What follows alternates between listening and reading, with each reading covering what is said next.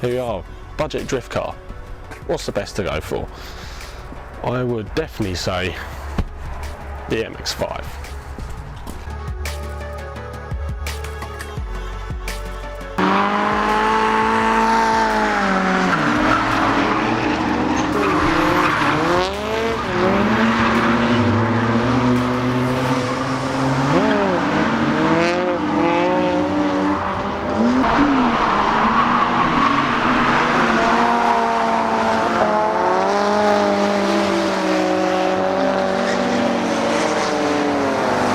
If you've got a UK car, definitely weld the diff. The Eunos come with a vicious LSD, but you know, it can be a bit more unpredictable with a LSD. Not always, but welded diff, you definitely know when you're going to put your foot down, that tail end's just going to slide out. These cars are really easily available under £1,000. Good budget drift car, loads of parts out there, really cheap. Everyone seems to be breaking them as well, so you can always go down your local scrapyard. There's always going to be something there for your missile car. Fairly easy cars to look after. A few messes to worry about. We've got the bottom end knocking, which seems to be the most common thing with the engines on these. If you rev it to 1500 RPM, you'll start to hear a knocking and banging from the bottom end. Well, if that's the case, you're going to need a new block really. It's not going to be efficient enough price wise to actually buy a new bottom end, have it rebuilt. You might as well just buy a new engine. But the cars are so cheap anyway, it might be worth you going and finding another car.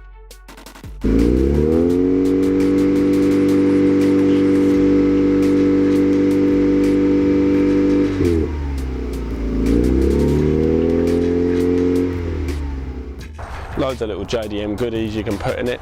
We've got a bride bucket seat in this version, but definitely if you're going out drifting, the standard seats are absolutely no good for drifting in. You'll end up driving on the passenger side before you know it.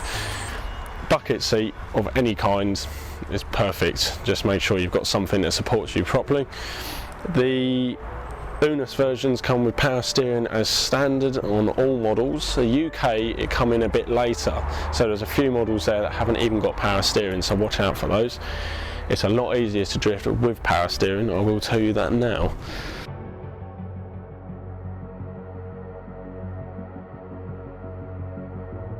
Turbo, it cost you probably around about £2,000 to do it properly, but you can do it a hell of a lot cheaper than that if you want to. Obviously, turboing, supercharging makes it a hell of a lot easier to start drifting.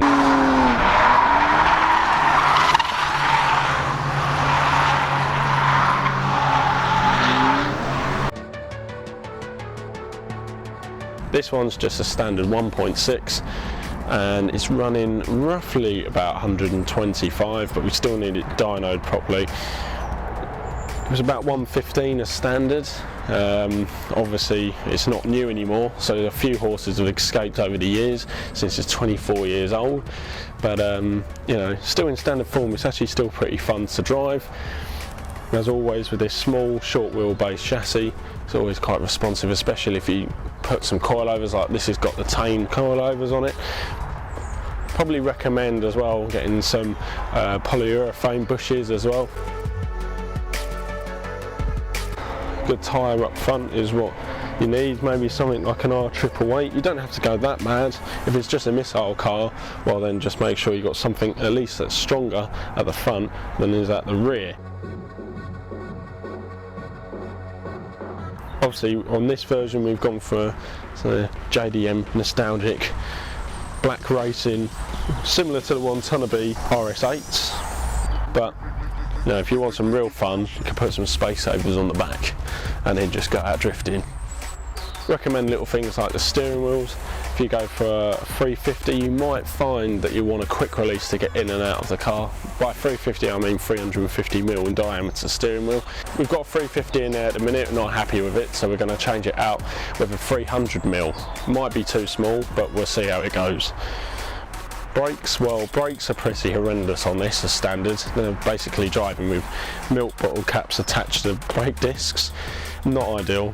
Probably would recommend some, maybe not a brake caliper upgrade, but you could go for a 1.8 Mark II setup if you wanted to, but it's money, so you would be just better off just going for a really vicious pad, something like a Federo DS 2500, something like that anyway. The handbrakes are not fantastic because of how small the calipers are. You're probably best converting it to a hydraulic handbrake if you want, but to be honest, you only really need that to scrub the speed off. So with this, I find that hardly ever have to touch the handbrake. You only want to really just clutch kick it into the corner and then just hope to God that you come out the same way, facing the same way than you did when you went in. If you've got any questions about the MX5 or you want any particular advice about one, please leave a message below and we'll get back to you as soon as possible. Thank you for watching.